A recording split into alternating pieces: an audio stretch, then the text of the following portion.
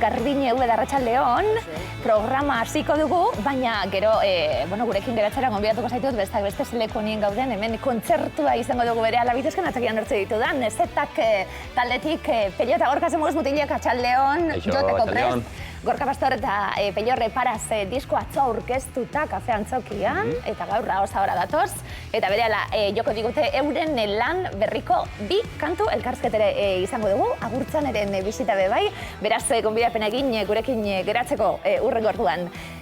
Garbine, ze gai interesgarri esango dugu. Askotan ez dugu hitz egiten honi buruz, lagun artean, familian, zer esanik ez telebistan, edabide baten. Esango nuke, ez bada, urrutiko berrik emateko, ez da? Heriotzaz hitzin behar dugu azkenian.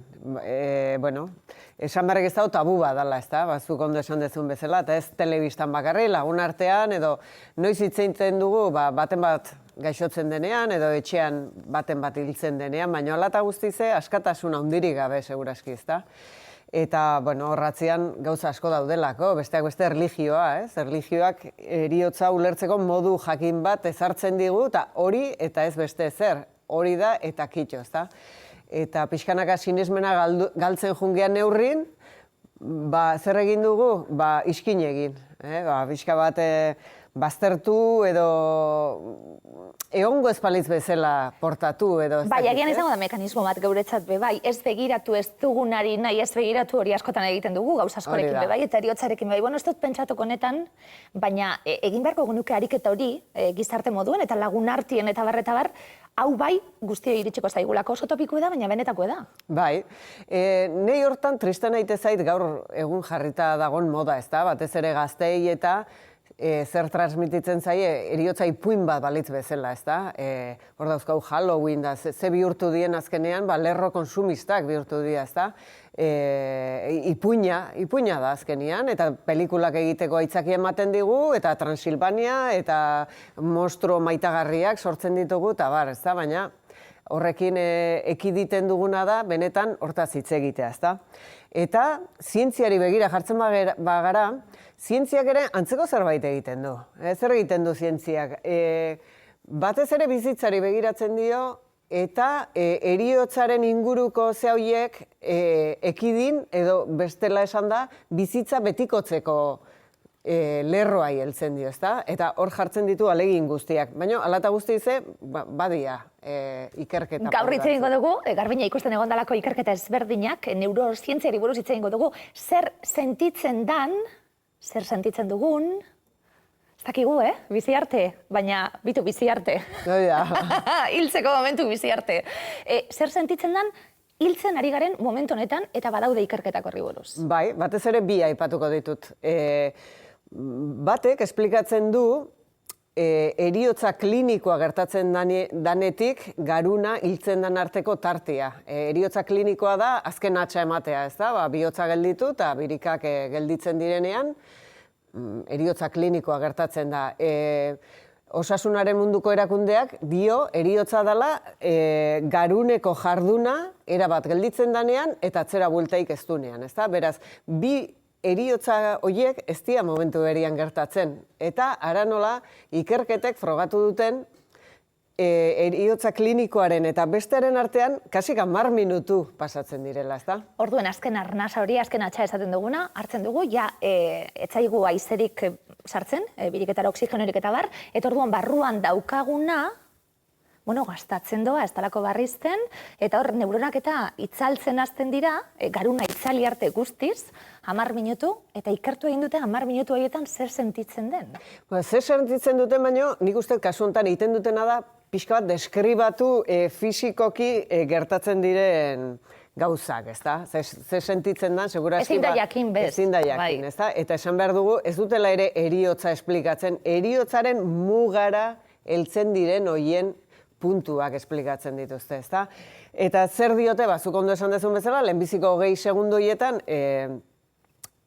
oxigenorik ez da heltzen garunera, eta beraz, zer gertatzen da, neuronak alertan bezala jartzen dira, eta egiten dute halako mugimendu berezi bat. Beren energia guztia gorde. Reserban jartzen dira.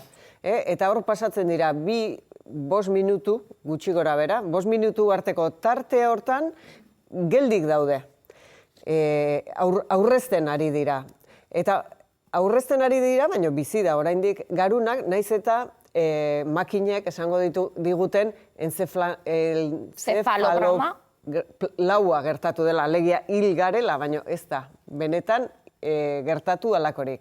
5 minutu horiek pasatakoan, azken beren aurreztu duten energia horrekin egiten dute uin moduko bat sortu, azken alegin hori egiten dute ateratzeko, ezta? Eta askok pentsatzen dute neuronak pausoka hiltzen joten direla, baina ez da hola gertatzen. Gertatzen da, 5 minutu horien ostean, halako lerketa bat, nola esango dut, kolpe elektriko bat esaten du txostenak, ez da? Kolpe elektriko moduko bat, uin baten moduan zabaltzen dena, eta honek eramate gaitu bigarren ikerketara, ez da? Bigarren ikerketa hortan, egin dutena da, azken momentu hortan bildu dituzten esperientziak edo kontatu, ez da? Eta denok ezagutzen ditugu, asko kontatzen dute, ia hiltzeko zorian egon diren momentu hortan, flotatzen bezala sentitu direla, beren gorputzetik kanpo, edo tunel bat ikusi dutela. Tuneleko argia. Tuneleko argia, hori oso pelikuletako dabe, bai. Oso ospetsua da. Baina jende askok esaten du. Bai, hori da, hain zuzen. Eta beste askok ere kontatzen dutena da, beren ezagunekin, beren familikoekin, edo topo egin dutela, sekulako pakia edo sentitu dutela, edo halako, ondo sentitzen moduko bat, ez da? Zoriona esango nuke, ez dakit hori da, baina... Lasaitasuna egintzat, ez da? Lasaitasuna, bake ikaragarri bat, olako gauzak, eta batez ere beren hurbileko jendearekin topo egitea, ez? Lehendik jundakoekin. Hori da, gauza ezaguna. Nik ezagutzen ez nuna, eta guantxe neurozientzien ikerketa honek erakutsi didana da, beste askok ez dutela hori sentitzen, justo kontrakoa sentitzen dutela. Sentitzen dute sekulako utxunea, sekulako bakardadea, ikaragarrizko beldurra, ikusten dituzte halako eszena danteskoak, halako izaki beldurgarriak, pixka bat... Utxuna, bakardadea. Bakardade eta utxune deskriba ezin bat, ez da? Ze txarra hori, Ze txarra, eta beren ikerketa hortan agertzen da, portzentaia bat ematen dute, ez da? 14% edo ez dakit zer dan, ez? Kuriosoa da, ikerketa guzti hauek, norbera kontatzen dizunean, esperientzia hori, muga horretan ibili eta gero etorri danean kontatzen dizunean, bale, baina justu heriotzaren atarian dauden horiekin oso zaila dira ikerketak, joera ez da beira gelditzea eta deskribatzea ze gertatzen dan, ez? Baizik, persona hori bizitzara ekartzea berriro, beraz, nahiko zailak dira ikerketa hauek, ez da? Baina, pixka bat bukatzeko, oso harrigarrite zait, nola, zientziak hortik jodunean, heriotza ikertzea jodunean, erlijioak ematen dizkigun zehatara hurbildu da azkenian, ez? Deskribatzen dizkigute iaia zerua eta infernua, ez?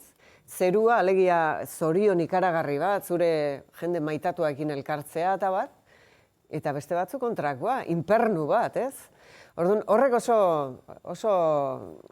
kolpea handia eman dit, azkenian zientziak nola jodu nortara ere, ez?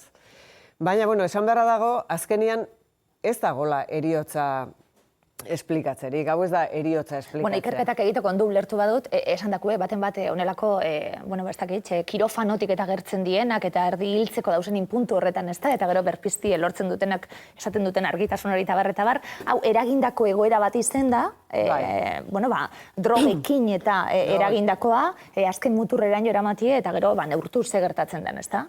Eta orduen, agian ez da bez heriotza. Ez, nik uste heriotza ataria besterik ez dela, ez? Heriotza esplikatzea aski zaila izango litzake inor ez dalako handi bultatu, ez da? Bultatu dienak dira, atarin gelditu dien horiek, baina ez beste inor, ez? Ze pentsa ematen du, ez da? Eta batez ere, ze pentsa eman dit, ikerketa horiek nola egin dituzten, ez? Azkenian bolondresak aurkitu dituzte, sekulako drogatzarrak sartzeko gorputzian, eta atari hortaraino eramateko, nik ez dakit, zer promesa egin dioten hori egiteko, baina, bueno, nik ez nuke egingo behintzat.